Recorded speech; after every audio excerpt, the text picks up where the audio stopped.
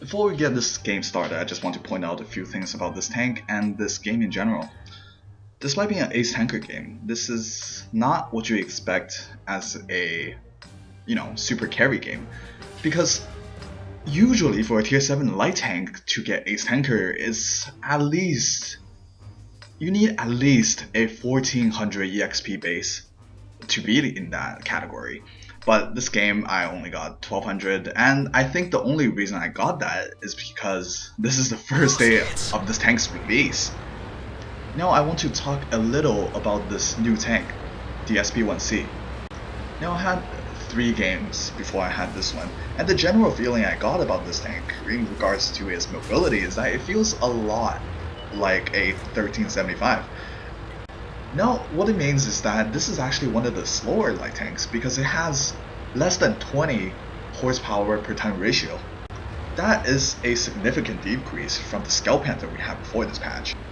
But that is not the point of this tank, because this tank gets a 3-shot autoloader that the previous one didn't. In addition to that, you can also mount a rammer on this tank. With Brothers in Arms and ventilation, you can get the reload per clip down to 17 seconds. Now what this means is that this tank is extremely flexible.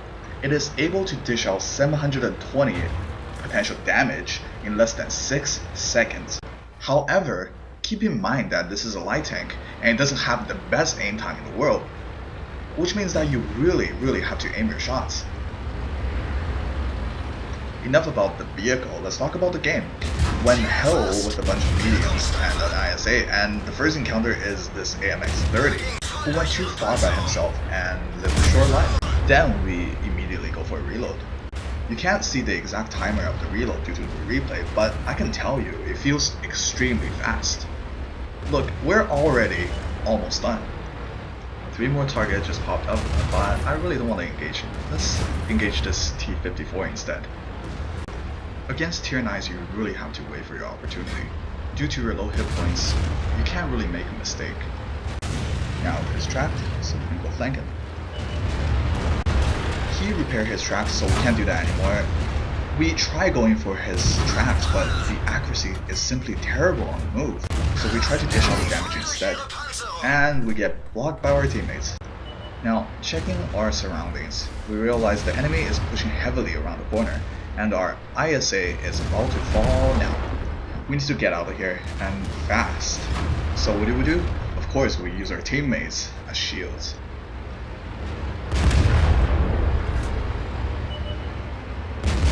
Now we're reloaded, which means that we can deal the pain once again.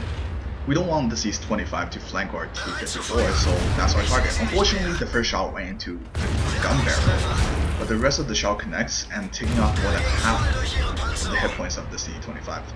Now we go for a reload again.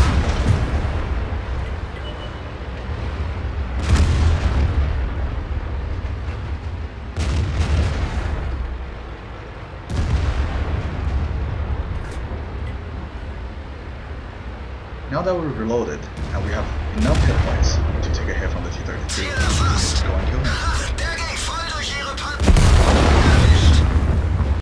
Looking at the game score, this game is pretty much over. All we have to do now is clean up the rest, and yeah.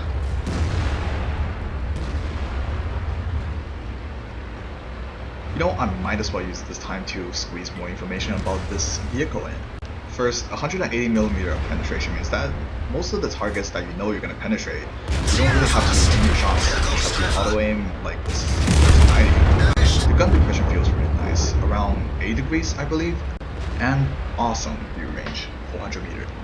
Now you have to be careful because the armor on this tank is non-existent, it's only 10mm, and you really don't want to get hit by HE.